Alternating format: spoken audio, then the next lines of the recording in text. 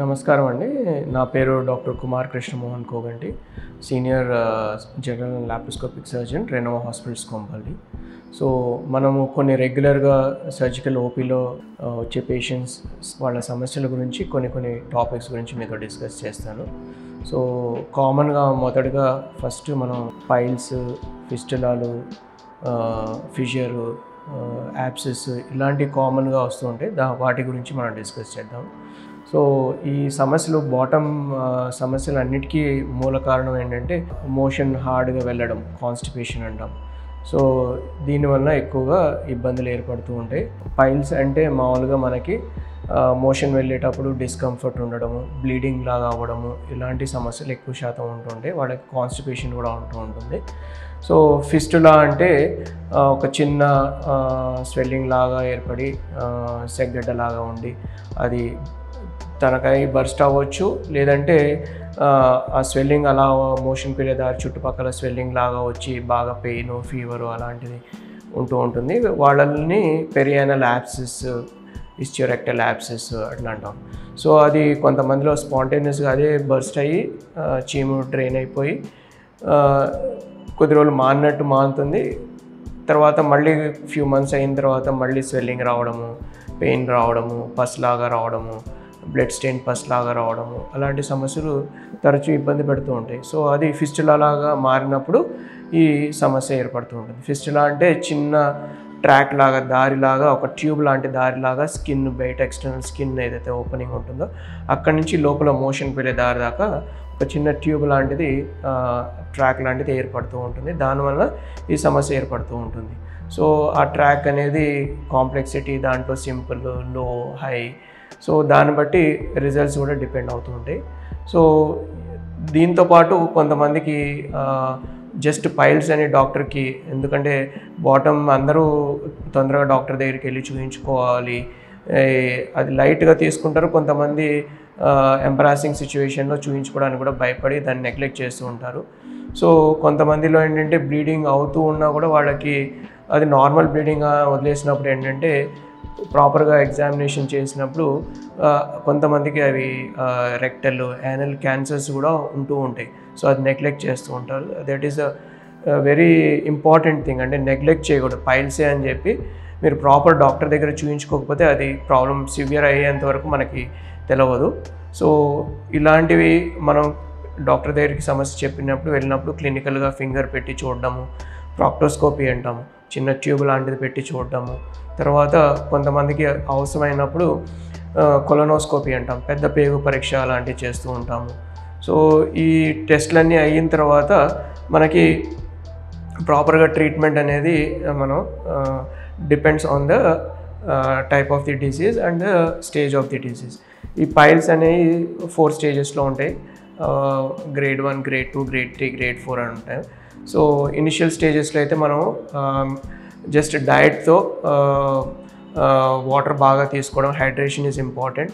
తర్వాత fibre diet ఎక్కువగా తీసుకోవడం, ఈ non veg, spicy food, junk food, pickles, fried food ఇవన్నీ అవాయిడ్ చేయమని చెప్తూ ఉంటాము. సో కొన్ని మెడికేషన్స్తో, క్రీమ్స్తో వాళ్ళు రిలీఫ్ పొందుతారు. తర్వాత ప్రోగ్రెస్ అవ్వకుండా ఉంటుంది. సో కొంతమందికి స్టేజ్ 3, స్టేజ్ 4లో, స్టేజ్ 2, స్టేజ్ 3, స్టేజ్ 4లో డిఫరెంట్ స్టేజెస్లో డిఫరెంట్ ట్రీట్మెంట్ ఆప్షన్స్ ఉంటూ ఉంటాయి.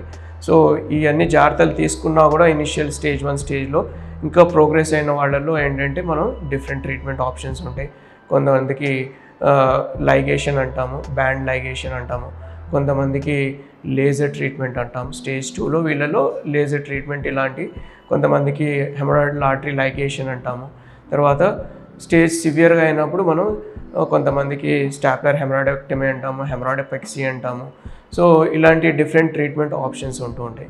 అదే ఫిస్టులా ఉందనుకోండి, ఫిస్టులాలో దాంట్లో సింపుల్ ఫిస్టులా ఉంటుంది, కాంప్లెక్స్ ఫిస్టులా ఉంటుంది.